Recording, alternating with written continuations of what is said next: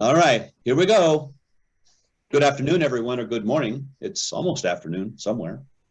Um, Today's program, Cultivating an Unbreakable Mindset, is our program for today. We have a really great speaker for you, and thank you all for coming today. My name is Mitch Woolley. I'm founder and CEO of eMarketing Associates and also your chapter president for HSMEI Los Angeles. I'm going to take a couple of minutes here to introduce our board of directors. Liv Zirahi, who is VP of Programs and Education, Jennifer Puchedley, who's VP of Membership, David Barnett, VP of Finance, Craig Carbonaire, VP of Social Media, Lavon Miner, VP of Sponsorships, Vaughn Davis, VP of Hospitality Innovation, Danielle Shepard, who's VP of Student Affairs, and our Managing Director, who's on with us today, Sandra Martinez. And Sandra is also our moderator today and our MC, and she's a benefits specialist with none other than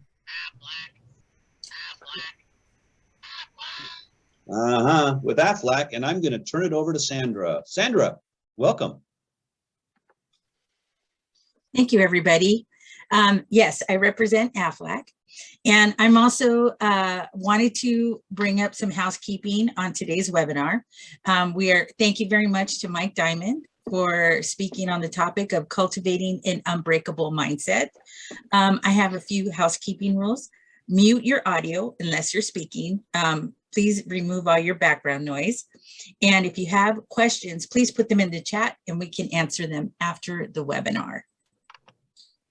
And I also wanted to tell you about some of the HSMEI resources that we have. We have a lot of certifications that are very helpful in the hospitality arena, especially the Certified Hospitality Revenue Management Executive. And of course, we still have the coronavirus, and we have a lot of recovery resources that you can find on our national website, hsmei.org. And I also wanted to let you know that we have a couple of classes starting out April 5th for Hotel Digital Marketing Essentials and also our Hotel Digital Sales Essentials. So if you see anybody with initials after the end, they probably did these webinars and has helped them become very successful. And I also want to introduce all of our new members for the past 2 months. First of all, Derek Doyle from Booking.com, Elena Coel from the Hotels Network, Hillary F. from the Terranea Resort, Amy Funk from the awesome Fairmont Miramar Hotel in Bigelow's, Nicole Lasso, also from the Terranea, Yvette Moradian from Le Meridien Delfina, awesome, Alex Mortensen from Sojourn, Carla Tenenbaum from OTO Development, also Ashton from the Terranea Resort. Shout out to the Terranea for having a big group here, and Cynthia Savala from MMGY. And I want to speak about our speaker. Our speaker is well known in the Aflac world. He speaks to us on a regular basis, and he has personally helped my goals to succeed. At least he increased my sales 35%. He's made a big difference. Not only is he a motivational speaker, he is an author, a speaker, an entrepreneur. And if you've ever seen TV shows, he's been featured on a lot of them, like Sex and the City and other shows like that. So without further ado, I introduce you to Mike Diamond. Mike, it's yours. Thank you so much. Wow. First of all, I'm very grateful for the opportunity to speak to everyone. And I like when you're cultivating an unbreakable mindset, and the first thing you have to go your way. So I apologize for not getting on in time because I had my dogs throwing up, my son throwing up, and my internet not working. So we're here right now, and the most important thing I want is right this second, right now, at 11 in the morning, Pacific time, wherever you are. What happened yesterday doesn't matter, and whatever doesn't matter. you're enough. All enough. And if you've ever been told you're not enough, it's there.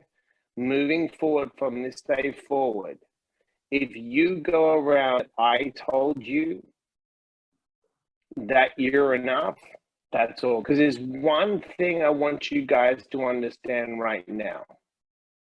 Manifested our reality right this second by how we choose to feel and the act every day. Okay, so if we have an incredible life from this day forward, we have certain habits to have that life. Okay, and but I'm gonna get really, really real right now. We've got the last 2 years, everyone has, because we've gone through a pandemic, okay? Now, the difference is this: most people taking it personal. It wasn't a personal pandemic that affected us personally. It was a global pandemic, unbreakable in our mindsets, and to cultivate empowering habits. To do one incredible thing, and it's a very, very simple shift in our. We have to create opportunities out of obstacles. Do that by doing this simple thing. Instead of focusing on something is happening, we focus on how and grow daily. And any success knows how to do that. If you look at a guy, for example, Steve Jobs started Apple in his garage, became the CEO, fired from his own company, made a pivot, took a night class, then by learning animation, intuitive enough to create Pixar, okay, and next, those films went back to Apple, right, as the company was billions of dollars in debt, turned it around, away from just software into gadgets, phones, whatever you want to call it. If he wasn't fired and didn't, he would never have been the success he was. So it happens for a reason. We've just got to find purpose in what happens. The really important thing so we don't procrastinate. I want you to think about this. Number 80. And you can do this later. And I want you to subtract your age. And you're left with a number. Is how many summers you have to live if you make it to 80. They say the average American can make it to 78 to 80. Right? And there's a U-Haul van or a moving van behind, take nothing with us. Okay? Right this second, as soon as this webinar ends, just say, you know what, and the greatest thing about life is this: it doesn't matter what happened yet. Anyone can call a half time in life.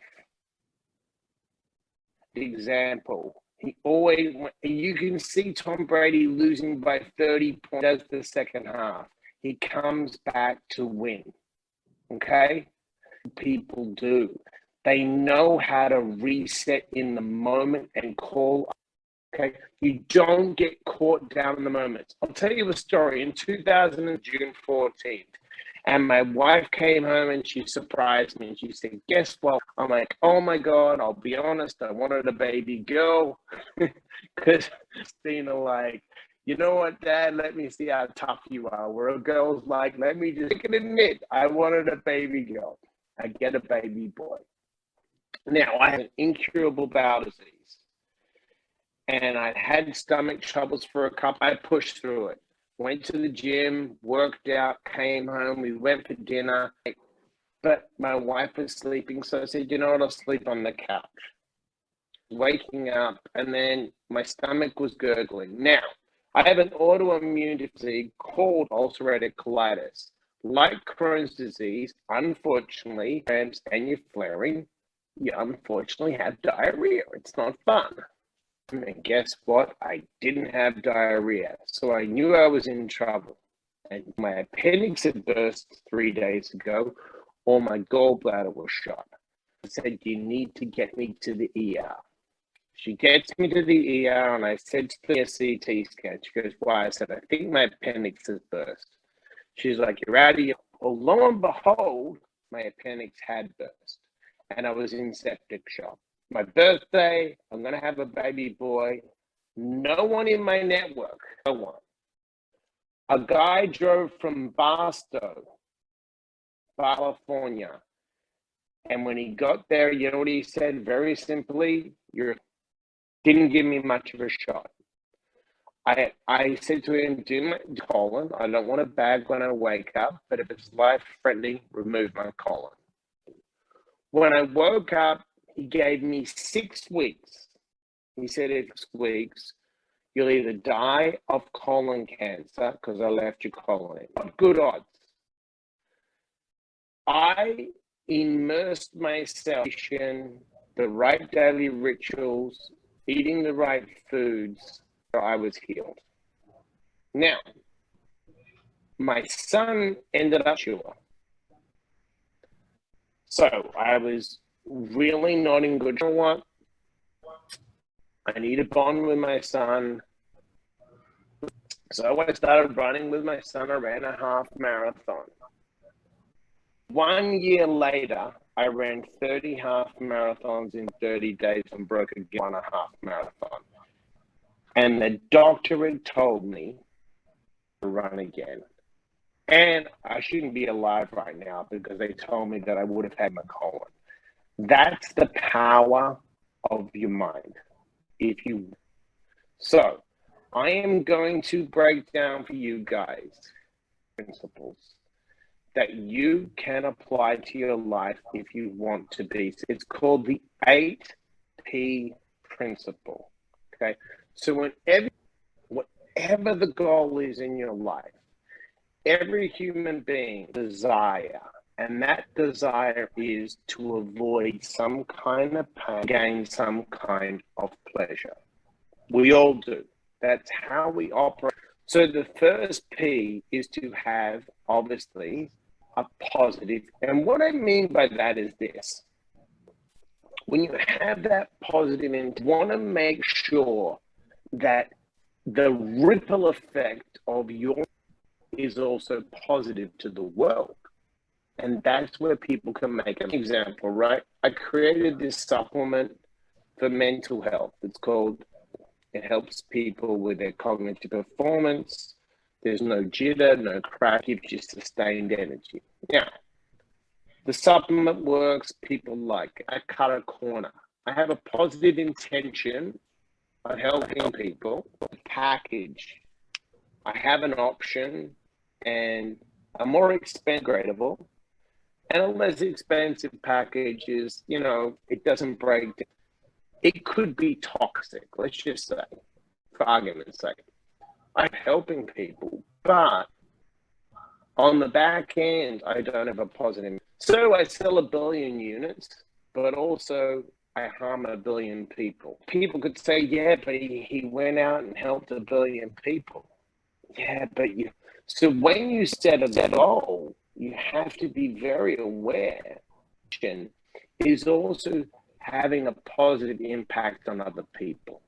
First B, because there's a very, very, very famous saying, and it says, it's with man-made laws, but you can't mess with spiritual laws. Very simply. A man-made law is, 60 hour on a freeway. Okay, you can break it all day and never be caught. You reap what you sow, cause and effect. People, they'll harm you back. That's how the world works. P is a positive intention, but also study that intention and it has a positive ripple effect on other people. This must have a purpose. You must have a why. Reason. passion is garbage. And I'll tell you why. You're never going, successful people do the work no matter how they feel. Unsuccessful work when they feel good or feel right. Okay? There's no such thing. Never going to be motivated to get up like I do at 3 in the morning every day. Okay? Because I have a purpose. I have a reason to get up. Okay? If you're having trouble finding your purpose, your why, you need to spend time alone and work out what you're good at. Money. If the cause is right, you're funny. Okay? You have to find that purpose, that mission. Mine motivate people to live their potential, love themselves because they matter. Right? Whether I do a talk, whether I write a book, whether I'm doing an intervention to help an addict, it's the same intention. So my inclination, right? You're inclined to do something. And my inclination has always been to communicate, but I had to do some skills training. So once you find what talent that God gave you, then you align your purpose but to other people, okay, they will pay you and be of service. So you have to have a purpose, positive intent. The third P is you must have a plan. Because it's what? You'll get confused, all the information in the world, and then your life plan actually is controlled by other people. You're like, why do you have the job? Well, I'm paying my bills. Okay, well, what you know? I just want to pay my bills. That's called away motivation. Away motivation is a situation where you are trying to avoid you take any job, right? You surrender your calling and whatever comes along, okay? But forward motivation is having up every morning looking forward to this. Now, I'm not saying it's easy, right? It's difficult. But if you create a plan and you have self-discipline, keep following through with the plan, guess what? You'll close the gate you want to be. But you have to know what that blueprint is, and you instantly, okay? So once you create a plan, right, then you have to prioritize your time. Most people, unfortunately, 4 hours and spend major time on minor things, okay? Famous law called Pareto's law, okay? It's called the 80-20. Pareto discovered was that 20 years ago, 90% of the people in Italy owned Italy, okay? So then he started to look at different things, and he realized that 20% of the P's really made 80 at a time. So you want to look at your 24 hours and chunk it down. A positive outcome, you have a purpose, you have things during the day, right?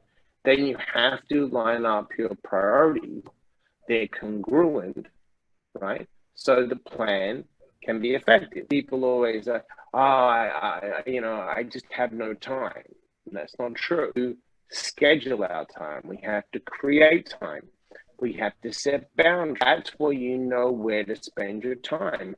So when people ask you, oh, can you do self? And say, okay, this person wants this. It could be a family member. If your husband, whatever, you have to sit with yourself and say, okay, they want me to do this with my plan and my purpose. And if it isn't, you suggest actually help you on this. You can't be a people pleaser, right? You have to, it's not aligned with my plan and with my purpose. And people, but that's how life goes sometimes. You have to set boundaries. Organize your calendar, be a student of your calendar, write everything down. Now, the next P is people.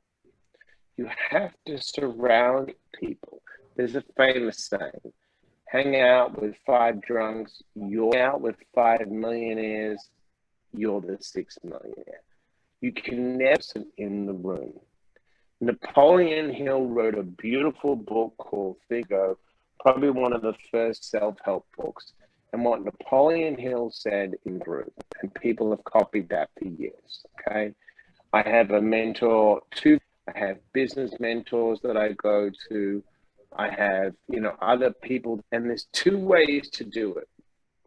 You can have a direct mentor, which is yes, or I call someone up, or you can have an indirect mentor, looking at someone's life, looking at their plan, and then looking at your life and being realistic with your abilities, and then saying, okay, I can apply similar principles, but you can't be optimistically delusional. And what I mean by that is someone else's life that has a completely different skill set and say, well, I learned it. It's like, I'm 5'9" and Hunter really had the inclination. I'm very fast and played other sports. I never played basketball. I played rugby.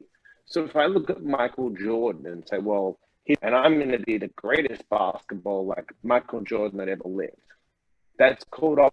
Now, Kobe Bryant, on the other hand, was very talented at basketball, drafted after high school, which is very rare. Only him and LeBron James did that. Did Michael Jordan, because he was about the same height, 6'6", moved the same, and people copied Jordan. Well, that was pretty smart. That was a good indirect mentor. You want to make sure you have direct mentors, indirect mentors, and you surround yourself with people when you have goals, start a business, that have done it before you, that are more successful. Pay the dummy tax, right? I'm successful in a lot of America with nothing only 20 years ago. I learned from people by watching shows or watched how people auditioned. And I was like, okay, that's how you do it, smartest guy. Even when I just landed a book deal right now with Random House, a really good editor, learned the system, put together a book proposal, 50 people, got a really good agent, got another agent, and not a process I created. I got different mentors to help me through it. Always have people I check in with. So you have to have the right people. I call there's two types of people. There's engines and anchors. An engine will put air in your tires, and wind in your sail will drown you. They will hold you back. They'll put out your flames, and they'll get rid of any toxic people, because energy is so toxic people. Remove them from your life from this day forward. You cannot succeed in life and be happy if you surround yourself with toxic. Now, we've got the people right place. People say be in the right place at the right time. It's 100% true. Okay, so I was working in bars, and then I got out of the bars, but I realized I don't go to after hours. I don't go to restaurants. I don't do so. Replace that habit and be in a different place, which was for me, sober people, a meditation room, whatever it is. Okay. The same to spend a lot of money, but keep your house clean, right? If you don't have distractions, okay? Burn some candles. Make sure, and you've got junk food in your fridge, get rid of the junk food. What you want to do, set up your environment to thrive. And the places we go and the places we live in, okay, and affect our goals and our priority, purpose, and our plan, and it's very important. And the people just as important. Don't bring toxic people around. I've had to cut off relative Australia back in I moved out of my parents' house back in 19. I really barely speak to them. That's just the truth. I don't speak to a lot of people from really negative upbringing. So I made the choice to change my life. People off, and that's just the way it is. Okay, so set up your places. The last two P's are very important. in anything you do, have to persevere and be patient. Thing of perseverance and patience has to be, because when you look at where he started, Amazon, he was selling second, think about that, mailing them himself. He went to different, laughed at him when he told them that Amazon, greatest company in the world, and was going to sell everything online. Peeped him, giggled at him. He only owns around 1780. Okay, that's it. 17 to 18%. He had to one of the richest men in the world. Okay, so there's a tree, and it relates to your life, your goals, and the work you do. You plant the seed of a bamboo tree. Okay, the first year, nothing happens. You plant the seeds of a good idea or start working on a project, or if you're out there cold calling, trying to build your own personal business, you still got to do the watering of the bamboo tree. Nothing happens. Nothing happens. Fourth year, nothing happens. Fifth year. Now, think about this. For 5 years, going outside every day, fertilizing your bamboo tree, and nothing happens. And then it's fifth year. Well, guess what? So that fifth year matter, because you know what? In 6 weeks, the bamboo grew 60 to 90 feet. You can look it up. I want a tree with your life, your business, and an area in life. Okay. I'll tell you a story about the bamboo tree. So I wrote this book after stomach surgery in 2008, which has done very well. It's got steps to an unbreakable mindset, and you can buy it on Amazon. Went out and did 300 speaking gigs. Sold a program called Impacted Youth. I did 3 talks all and got booked. I was done, right? Everything was ready to go. With a guy called Dave Meltzer, who's a famous entrepreneur, called The Playbook. And let's go on tour. My book's doing really well. He said, absolutely. I told my wife I had a big deal in New York with this company coaching mindfulness and the Unbreakable mindset stuff, and they were up. I said, perfect. Told my wife, book a trip for Spain in September. Life is good. She said, no problem. Pandemic hit later.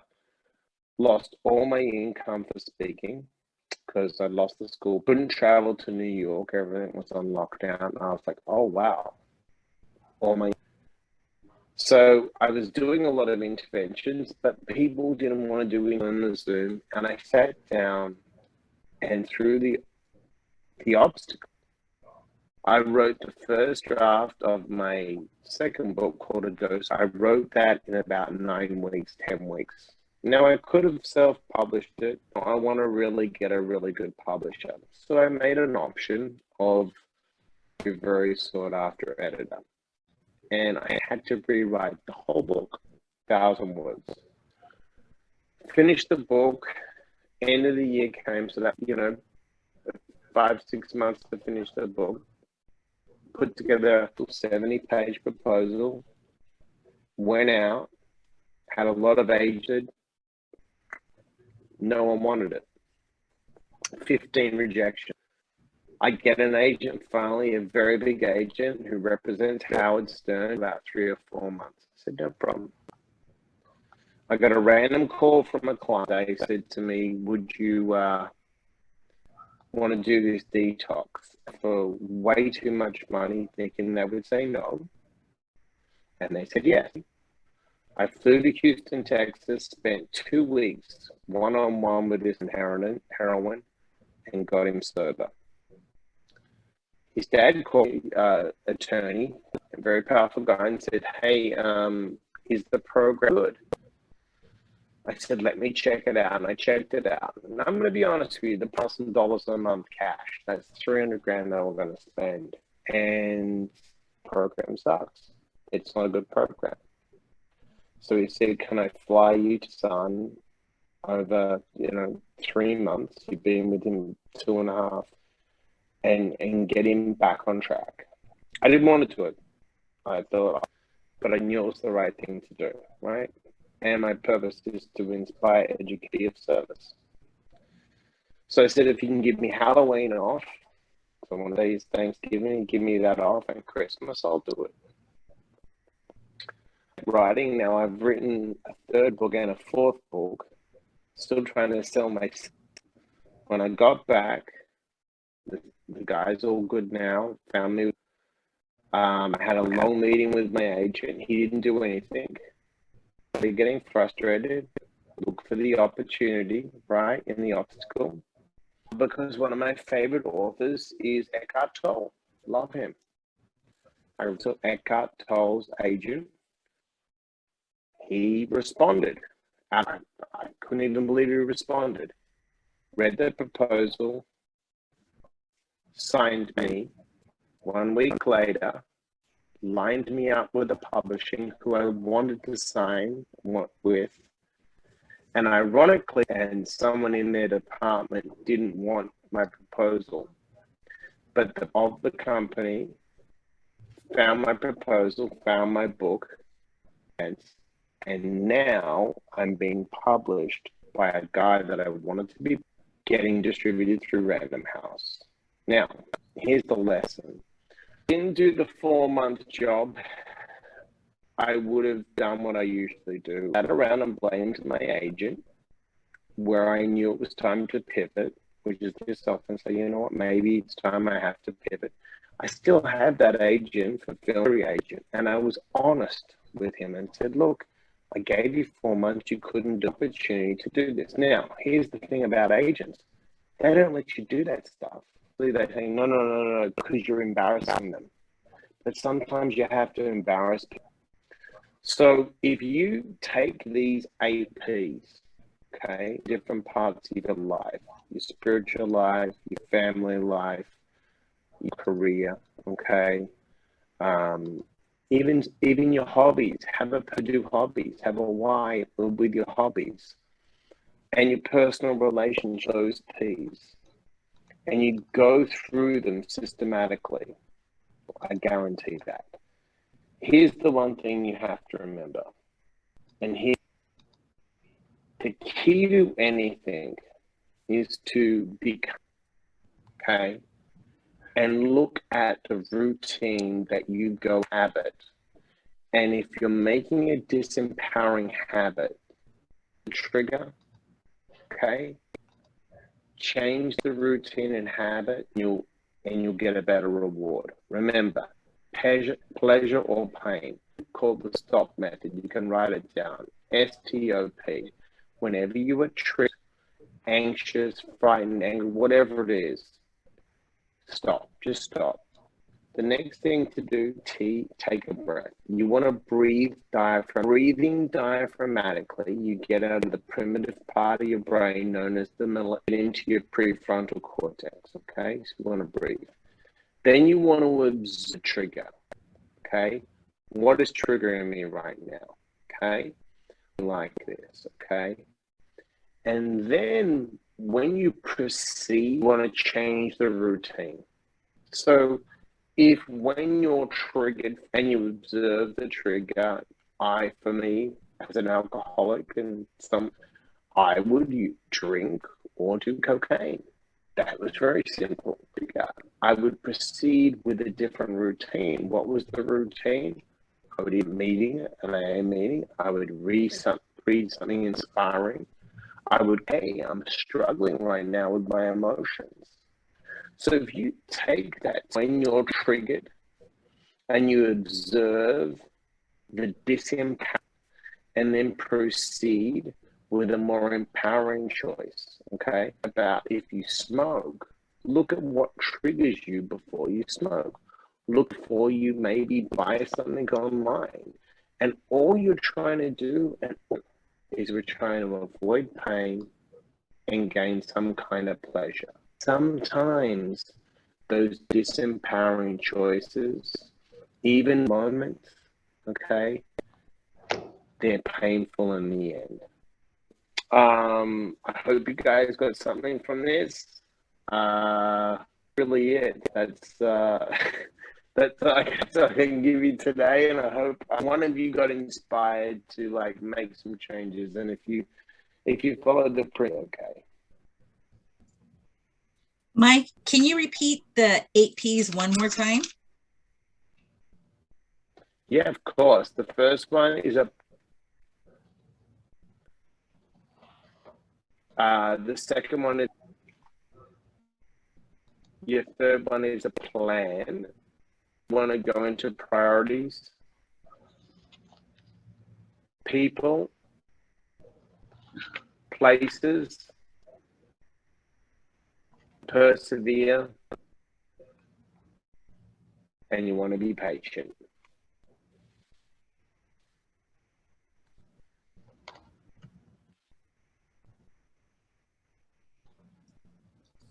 Thank you very much. No problem. Does anybody have any questions for Mike?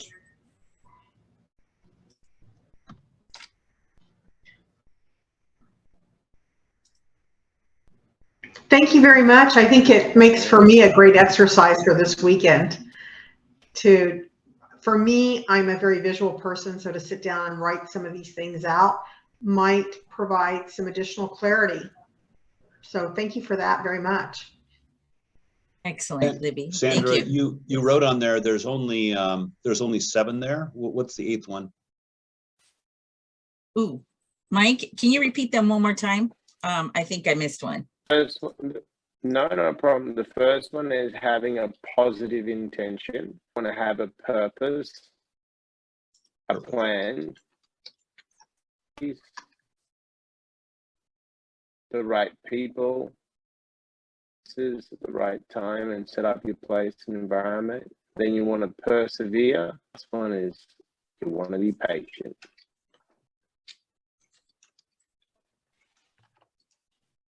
Excellent. Thank you. Well, Mike, thank you so much for your time, and thank you, HSMAI members. We appreciate you. Thank you for joining us on this very special webinar. Also, please don't forget to follow us on Facebook, Instagram, Twitter, and LinkedIn.